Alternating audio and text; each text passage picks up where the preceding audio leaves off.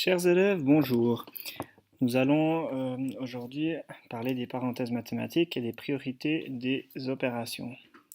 L'objectif est donc que vous soyez capable d'expliquer le rôle des parenthèses dans les calculs en mathématiques et puis de connaître l'ordre des opérations lorsqu'il y a des multiplications, des additions, des soustractions et il peut y avoir aussi des divisions dans un même calcul pour savoir justement dans quel sens, dans quel ordre on fait le calcul.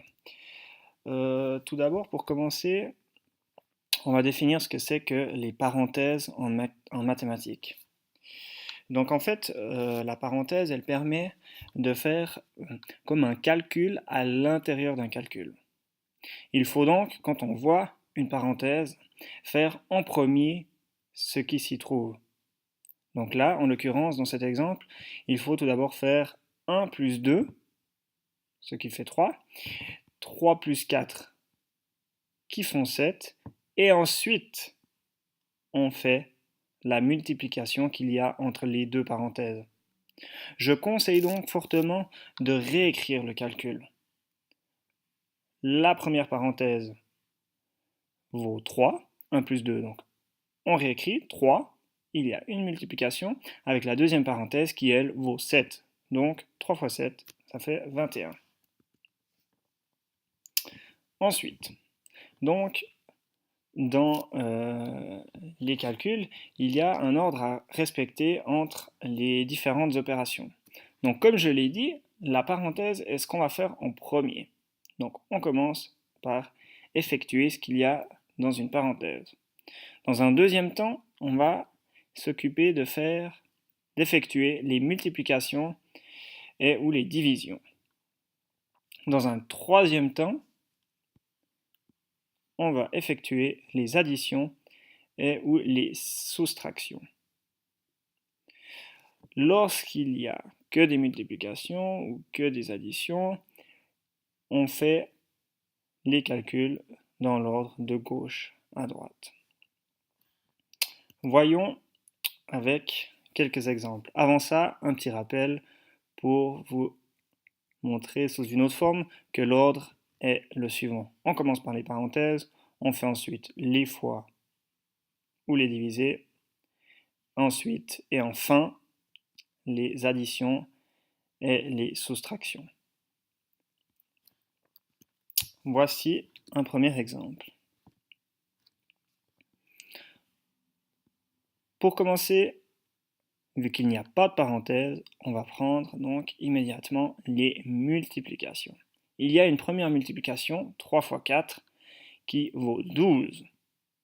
L'autre multiplication qu'on peut voir, elle se trouve ici, et c'est 6 fois 2, qui vaut également 12.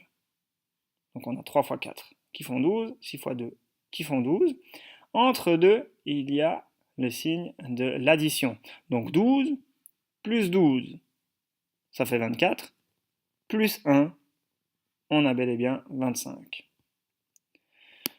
Deuxième exemple. Dans le deuxième exemple, nous avons pris exactement les mêmes nombres. Les nombres sont tout à fait identiques. Il y a également les mêmes signes. Multiplication, addition, multiplication et encore une addition. Il y a juste les parenthèses qui vont modifier un peu ce calcul. Donc avant de faire cette multiplication, il faut effectuer la parenthèse, l'addition qu'il y a dans la parenthèse. Donc 4 plus 6 font 10.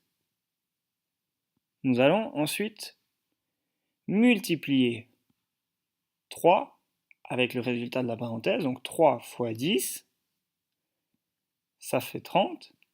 Ensuite, 30 fois 2 fait 60.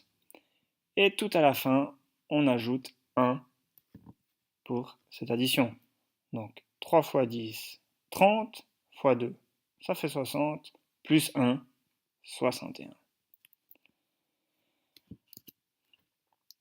Afin de te contrôler, pour voir si tu as compris cet ordre que l'on doit respecter, je te propose d'effectuer ces 4 calculs suivants. Pour ça, tu vas prendre une feuille de brouillon et tu pourras mettre sur pause le temps que tu puisses effectuer les 4 calculs suivants. Si tu as besoin ou si tu as des doutes, tu peux revenir au début de la vidéo à la page où il y a justement le résumé de l'ordre que tu dois respecter. Voilà, je te laisse donc mettre pause, effectuer ces 4 additions et tu reprendras après pour corriger, voir si tu as bien compris tout ceci.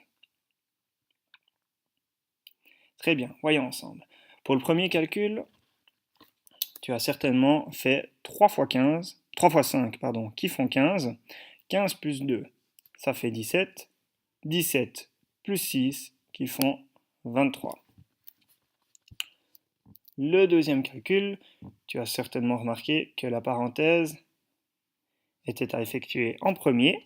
3 plus 2 font 5. Ensuite, la multiplication, 5 fois 5, 25, plus 6 font 31.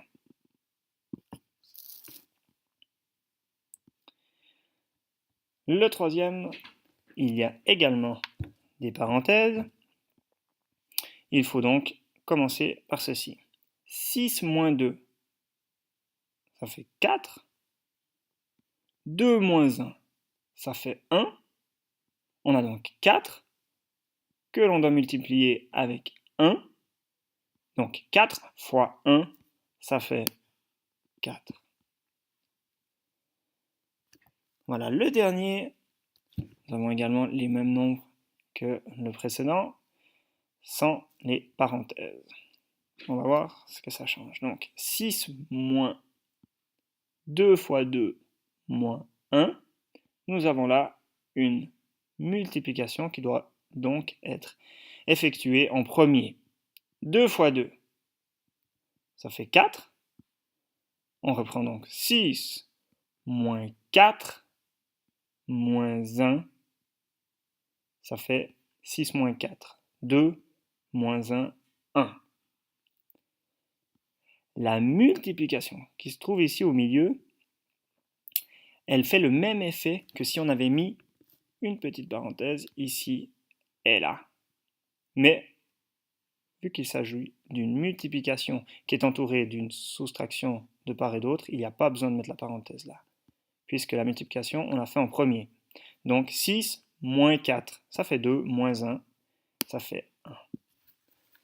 Voilà, j'espère que tu as bien saisi ces quelques notions. Et si tu as besoin, donc n'hésite pas à revoir le début de la vidéo puisqu'elle a été assez courte. C'est fini pour cette semaine. Je te souhaite bien du plaisir et à bientôt.